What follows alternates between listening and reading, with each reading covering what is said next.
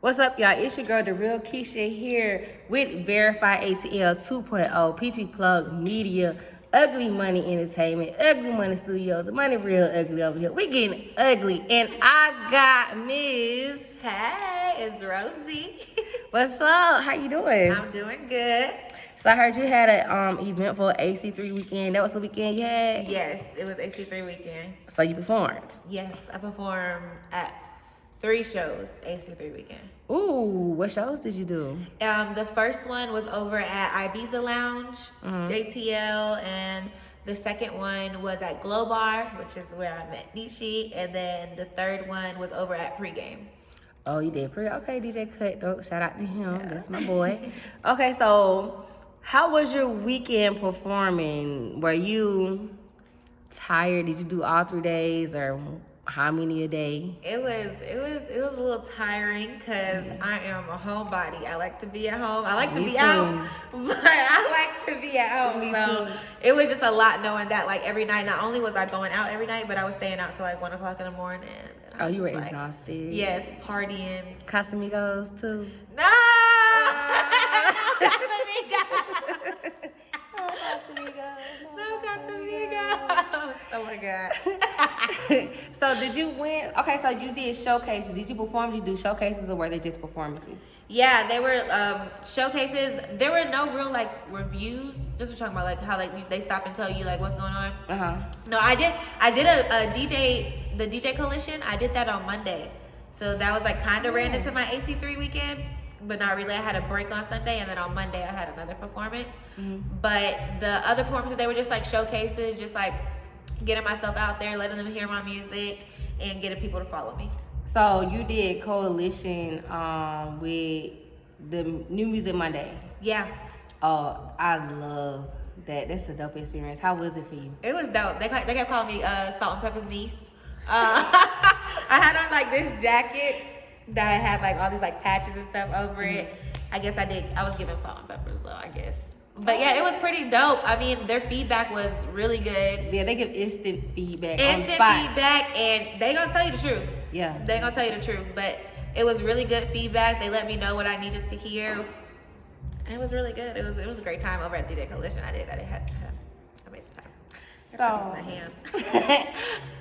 So I see going through your Instagram that you do choreography. You're a dancer. I am a dancer. I do some choreography. I started off dancing since I was 2 years old. Wow. I've been dancing. I've been dancing with like ballet, tap, modern, hip hop. So I'm not just like a TikToker. Okay. She's a real dancer. I'm a real dancer. She's a real dancer. Yeah, I'm a real dancer. And yeah, the choreography part came, I want to say when I was like 14, 15. I've always been choreographing since I was like little. Like me and my friends would like choreograph a dance, like ask our parents if we could sleep over each other's house. You know, you ever like make a song with your cousins? Yep. And try to see if your mama gonna say yes. So we were making dances, but I guess I started doing it for real when I was about like 14 years old at my home studio. I used to dance at 777 Dance Studio. And yeah, I still teach there now too. Okay, what area is that in? That's in Snellville, Gwinnett. So you from the north side? The north side. Okay, she from the north. The north, that's Quavo, the Migos from there, right? Yeah, they're from the north. Yeah, that way. Yeah. Wait. Okay, yeah, you said it right. Yeah, that way. That is lit. So, how many songs do you have out right now that you perform? Did you perform all the same songs for the whole weekend, or did you like? Yeah, I didn't mess it up all weekend long. All weekend long, I was performing my single "Mess It Up." It's a really good for the clubs, and I knew that's something that everybody would be able to like get into. At the DJ Coalition, I actually did all 3 songs that are out. So I did "Mama Told Me," "Mess It Up," and "Toxic." So I'm assuming that "Mess It Up" is your strongest song right now. Between "Mess It Up" and "Toxic," those are my strongest songs. What was the reaction you got from the crowd while performing it? "Mess It Up." So I finally figured out how to like introduce "Mess It Up" to the crowd. I've been doing like high school performances with oh, that's dope. With Big Homie Kodak and DJ Greg Street. We've been doing a bunch of like high school performances, and I don't know how to like introduce my song, so I'm always like, hey y'all, I'm Rozie, da, da, da. And I'm like, play my song, DJ. So this weekend, last weekend was a really good like introduction for me to figure out how to like come into my song. So I ask the crowd, be like, if you came in here looking fine tonight, let me hear you say, I'm gonna mess it up with this, and then everybody's like, I'm gonna mess it up. Okay. Like, oh. So I finally figured out how to come into it. So that's why it's like my strongest song to perform right now. I love that. So you really feel yourself when you're doing that song. You become that song pretty much. I become mess it up. I'll mess it up. Okay, I know that's right. So, if you could choose between dancing and being an artist, well, rapping, which one would you choose? I'm gonna have to go with being an artist because I get to dance while being an artist. That's like kind of something that like the crowd is a more appeal to me when I start dancing. They're like, oh, and I'm not doing like a little like booty pop. I'm like actually dancing while I'm rapping. So I have to say being an artist because I can do both within it. I found a loophole. Okay, I know that's right. So you said that you can. I'm gonna put it like this. So it was a while back when the girls were having their performances at the award shows, and the people were critiquing, saying, oh, they can't rap and dance, they can't sing and dance, they can't even do both, they're not real performers. Yep. Do you think you can hold your weight performing and dancing at the same time? Like, is your breathing under control? Yeah, I got asthma. I can't even lie to you. Me too. I got asthma. I am training. I go to the gym. I've been training weekly. Well, not recently because bad on me. But whenever I do have performances coming up, I make sure that it is very much so in training mode and make sure I don't sound winded on stage because that is a little embarrassing. Yeah, I couldn't do now one on. You also gotta like kind of find your balance. Like I know that I can't dance the way that I would on a competition stage, the way that I would while being a rapper. So like I would have to like take a couple of breaks and like walk around for a bit and stuff like that. So yeah. So I see you actually have a lot of content on your page, a lot of videos. Yes. Your weekend you just had in those 3 days and you performing every day, which one you say is the most tiring? Shooting for a video or those 3 weekends all together? Because those music videos can last for hours. Those music videos are long. And they're repetitive. But the weekends, I don't know. It was just something about this. This was my first AC3 weekend. Mm-hmm. It was just something about it. It was a lot. So tired. Was this your first one? Yeah, this is my first AC3 weekend. I just like came out being an artist almost a year ago now. I want to say almost a year ago now. So during COVID. I was like, hey y'all, by the way, a lot of people did a lot of stuff during COVID. So I was like, it wouldn't be too bad if I was like, hey, Rozie, by the way. Right. A lot of people did come out as artists. Like I guess a lot of people just sit home like, I can rap. So that was not the case.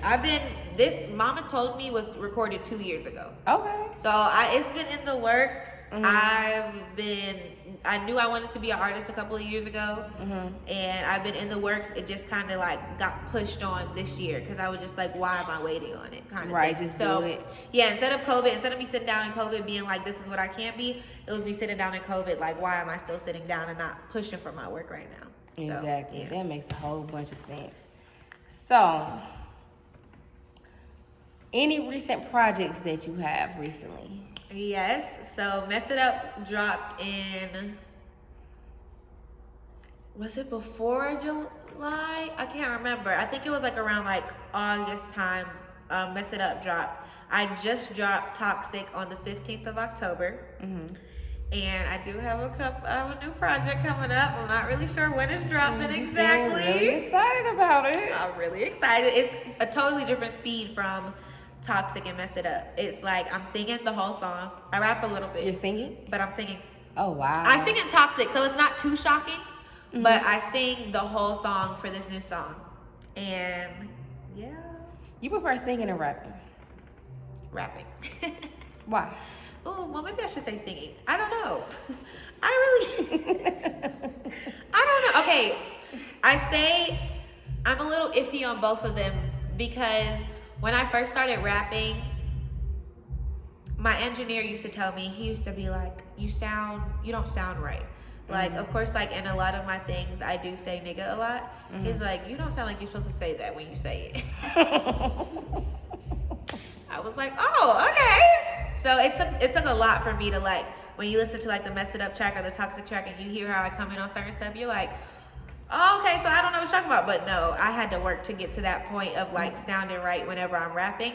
Singing, I've done musicals like all the time, so I'm a little comfortable with singing. But it's like I'm only singing, I'm not part of an ensemble. Right. So that's it. Everybody's listening to me. It gets to me a little bit, but I'm finding my own voice within it. And yeah. Okay, so I have 3 questions for you. Okay. Really 4. If you could invent a holiday, what would it be? Oh my gosh. Oh, National Stay at Home Day. I feel like the roads should be clear. Nobody, nobody should be anywhere. Like everybody in the house. That's it. I feel like that would be the best day ever. I agree wholeheartedly. Nothing would happen in the world. I'm such an introvert. Y'all, listen, I'm doing this even, but I'm ready to go home. Yeah. Home. My bed is like the best thing ever. I barely get out of it. And I work from home, so it's even worse. Like when I have to go outside, I'm like, ugh. That's the problem. That's what happened in the panorama because everybody, you know. When you learn how to make that money by yourself. At home. You ain't gotta leave the house. You want me to go where? At what time? What? No, thank you. Okay, second question. Who has had the most influence in your life and why? Most influence in my life has to be my mom. It's only me and her. Like everywhere. Since I was younger, it's always it was me and my mom, my grandma, and my uncle.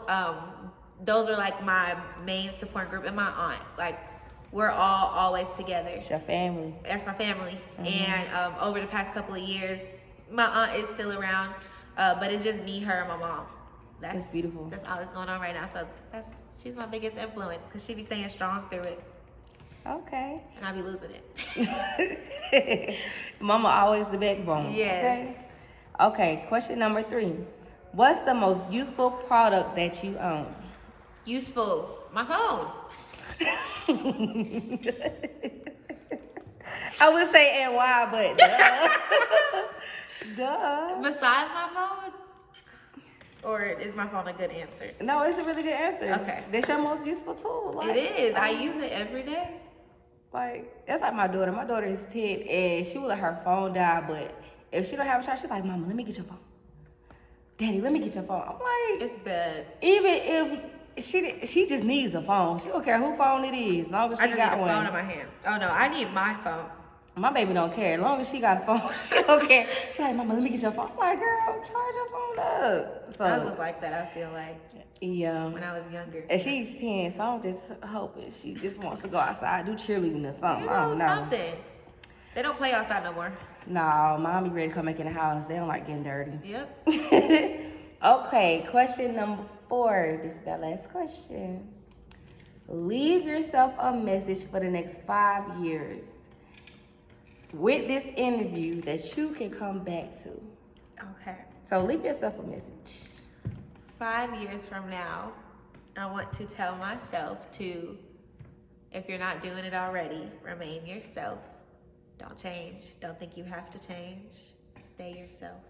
It's a big thing. I want to say things happen for a reason. Oh my God, I'm scared. Because now I'm going to like go back and watch this, and if something happens, I'm going to be like, ah! Oh God. Speak it. Speak what you want to happen in your life into existence. I'm proud of you. No matter what you're doing, I'm proud of you. And you're loved.